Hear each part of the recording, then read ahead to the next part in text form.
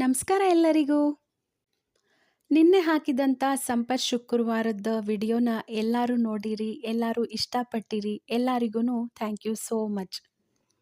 ಇನ್ನು ಇವತ್ತಿನ ವಿಡಿಯೋದೊಳಗೆ ಗೌರಿಗೆ ಶನಿವಾರದ ನೈವೇದ್ಯ ಏನೇನು ಮಾಡಿರ್ತಾರೆ, ಆಮೇಲೆ ಶುಕ್ರವಾರದಂಗೆ ಶನಿವಾರದ ನೈವೇದ್ಯ ಇರುವುದಿಲ್ಲ, ಕಂಪ್ಲೀಟಾಗಿ ಬೇರೆನೇ ಇರ್ತದೆ.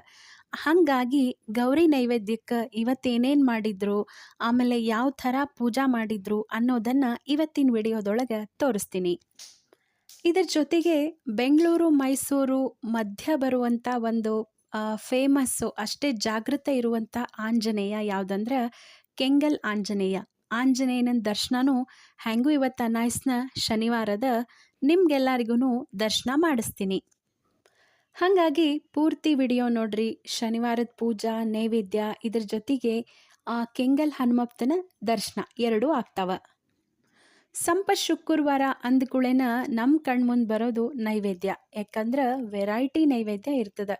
ಕರ್ಗಡ್ಬು ಇರ್ತದೆ, ಸ್ವೀಟು, ಕೋಸಂಬರಿ, ಚಟ್ನಿಗಳು, ಕಾರೇಸ, ಹಿಂಗೆ ಲಿಸ್ಟ್ ಬೆಳ್ಕೋತ ಹೋಗ್ತದೆ.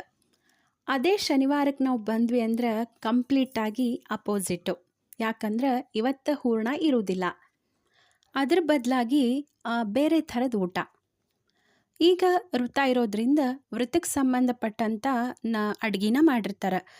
ಇವತ್ತು ಏನೇನು ಮಾಡಿದ್ರು ಅಂದ್ರೆ ಎಳ್ಳು ಹಾಕಿದ ಚಟ್ನಿ, ಆಮೇಲೆ ಕೋಸಂಬರಿ, ಸಂಡ್ಗಿ ಪುಡಿ, ಆಮೇಲೆ ಹೆಸರು ಕಾಳನ್ನ ಬೇಯಿಸಿ ಪಲ್ಯ ಮಾಡಿದ್ರು, ಆಮೇಲೆ ಗಾಣದ ಎಣ್ಣೆ, ಆಮೇಲೆ ನೆವಣಕ್ಕಿ ಪಾಯಸ, ಜೋಳದ ಹುಳಿ ನುಚ್ಚು, ಅನ್ನ, ಕಟ್ಟಿನ ಸಾರು, ತವ್ವಿ, ಆಮೇಲೆ ಜೋಳದ್ದು ಬಟ್ಲು ಕಡುಬು. ಇದು ಇವತ್ತಿನ ಶನಿವಾರದ ಗೌರಿಗೆ ಮಾಡಿದಂಥ ನೈವೇದ್ಯ. ಇವತ್ತು ಅಷ್ಟೇ ಮಡಿಲೆ ಅಡಿಗಿರ್ತದೆ. ಅಡಿಗೆ ಎಲ್ಲ ಆದಮೇಲೆ ಗೌರಿ ಪೂಜಾಕ್ಕೂ ಅರಿಶಿನ, ಕುಂಕುಮ, ಗೆಜ್ಜೆ ವಸ್ತ್ರ, ಕರಿಕಿ, ಪತ್ರಿ, ಹೂವು ಎಲ್ಲವನ್ನ ಶುಕ್ರವಾರ ಹೆಂಗೆ ಏರಿಸ್ತಾರಲ್ಲ ಅದೇ ಥರನ ಮಾಡೋದು. ಕೆಲವೊಬ್ರು ಮನೆ ಒಳಗೆ ಶನಿವಾರದ ಗೌರಿಗೆ ಜೋಳ ಹಾಕಿ ಉಡಿ ತುಂಬ್ತಾರೆ, ಅಂದರೆ ಜೋಳದಿಂದ ಉಡಿ ತುಂಬ್ತಾರೆ. ಇಲ್ಲೇ ಹಾಗೇನಿಲ್ಲ, ಅಕ್ಕಿಯಿಂದನ ಉಡಿ ತುಂಬೋದು.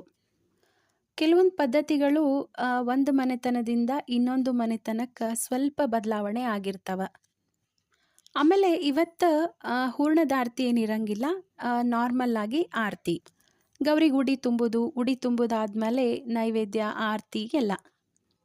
ಮತ್ತು ನಿಮ್ಮ ಮನೆ ಒಳಗೆ ಶನಿವಾರದ ಗೌರಿ ಇತ್ತಂದ್ರೆ ನೀವು ಯಾವ ಥರ ಮಾಡ್ತೀರಿ ಅನ್ನೋದನ್ನು ಕಮೆಂಟ್ ಮಾಡಿ ಹೇಳ್ರಿ, ನಾವು ತಿಳ್ಕೊಂಡಂಗೆ ಆಗ್ತದೆ. ಇದೆಲ್ಲ ಆದಮೇಲೆ ಇವತ್ತು ನಾವು ದರ್ಶನ ಮಾಡಿದ್ದು ಕೆಂಗಲ್ ಆಂಜನೇಯನ ದರ್ಶನ.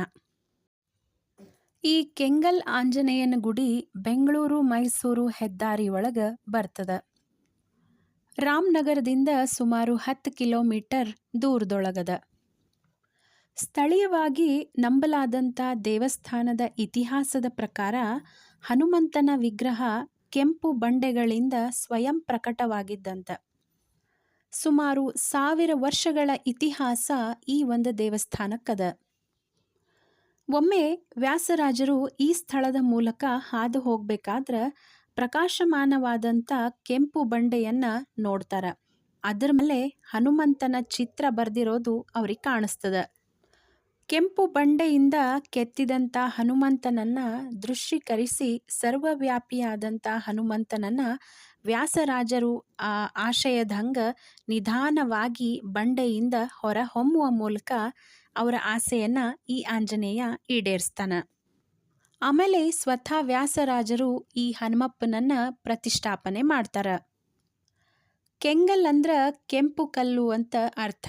ಹಾಗಾಗಿ ಈ ಊರಿಗೆ ಕೆಂಗಲ್ ಅಂಥೇಳಿ ಕರೀತಾರೆ. ಮಕ್ಕಳಿಲ್ಲದಂಥ ಎಷ್ಟೋ ಜನ ದಂಪತಿಗಳು ಇಲ್ಲಿ ಬಂದು ಹರಸ್ಕೊಂಡ್ರೆ ಮಕ್ಕಳ ಭಾಗ್ಯವನ್ನು ಆಂಜನೇಯ ಕರುಣಿಸ್ತಾನ ಅಂಥೇಳಿ ಹೇಳ್ತಾರೆ. ನಮ್ಮ ಕರ್ನಾಟಕದ ಮಾಜಿ ಮುಖ್ಯಮಂತ್ರಿಗಳು ಶ್ರೀ ಕೆಂಗಲ್ ಹನುಮಂತಯ್ಯನವರು ಈ ದೇವಸ್ಥಾನವನ್ನು ನವೀಕರಣ ಮಾಡಿದ್ರು ಅಂಥೇಳಿ ಹೇಳ್ತಾರೆ. ಇದಕ್ಕಿಂತ ಮೊದಲ ಹೊಯ್ಸಳರ ಕಾಲದೊಳಗೆ ಈ ದೇವಸ್ಥಾನವನ್ನು ಕಟ್ಟಿಸಿದ್ರು ಅಂಥೇಳಿ ಹೇಳ್ತಾರೆ. ಈ ದೇವಸ್ಥಾನದ ಒಂದು ವಿಶೇಷ ಏನಂದ್ರೆ ಇಲ್ಲೇ ಆಂಜನೇಯ ಸ್ವಾಮಿ ವರ್ಷಗಳಿಂದ ತನ್ನನ್ನು ತಾನು ತಿರುಗಿಸ್ಕೊಳ್ಳಿಗತ್ತಾನಂತ. ಮೊದಲ ಉತ್ತರಕ್ಕೆ ಮುಖ ಇದ್ರೆ ಈಗ ಪೂರ್ವಕ್ಕೆ ಅಂದ್ರೆ ನೇರವಾಗಿ ಮುಖ ಅದ ಅಂಥೇಳಿ ಹೇಳ್ತಾರೆ. ಗುಡಿ ಅಂತೂ ನೋಡ್ಲಿಕ್ಕೆ ಭಾಳ ಚಂದದ. ಆಮೇಲೆ ಪಾರ್ಕಿಂಗಿಗೆ ಒಳ್ಳೆ ಫೆಸಿಲಿಟಿ ಅದ. ಗುಡಿ ಪಕ್ಕನ ಯಾತ್ರಿ ನಿವಾಸ ಅಂಥೇಳಿ ಅದ. ಬಹುಶಃ ಅಲ್ಲಿ ಇಳ್ಕೊಳಿಕ್ಕೆ ಏನಾದರೂ ವ್ಯವಸ್ಥೆ ಅದನೋ ಏನೋ ಗೊತ್ತಿಲ್ಲ. ಬಟ್ ಬೋರ್ಡ್ ಮಾತ್ರ ನೋಡಿದೆ. ಶನಿವಾರ, ಅಮಾವಾಸ್ಯೆ ಮತ್ತು ಹುಣ್ಣಿಮೆ ದಿನ ವಿಶೇಷ ಪೂಜೆ ಇಲ್ಲಿ ನಡೀತದಂತ.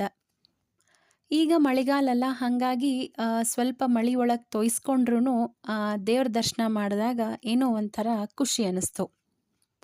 ಹೆಂಗೆ ಅನ್ನಿಸ್ತು ಇವತ್ತಿನ ಈ ಒಂದು ಸಣ್ಣ ವಿಡಿಯೋ? ಈ ವಿಡಿಯೋ ನಿಮಗೆ ಇಷ್ಟ ಆಗಿತ್ತಂದ್ರೆ ನಮ್ಮ ವಿಡಿಯೋನ ಲೈಕ್ ಮಾಡಿರಿ. ಹಂಗೆ ನಿಮ್ಮ ಫ್ರೆಂಡ್ಸ್ ಆ್ಯಂಡ್ ಫ್ಯಾಮಿಲಿ ಮೆಂಬರ್ಸಿಗೂ ಈ ವಿಡಿಯೋನ ಶೇರ್ ಮಾಡಿರಿ.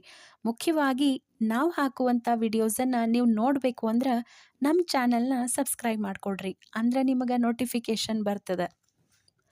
ಮತ್ತು ಮುಂದಿನ ವಿಡಿಯೋ ಜೊತೆ ಬರ್ತೀವಿ. ಅಲ್ಲಿ ತನಕ ಥ್ಯಾಂಕ್ ಯು.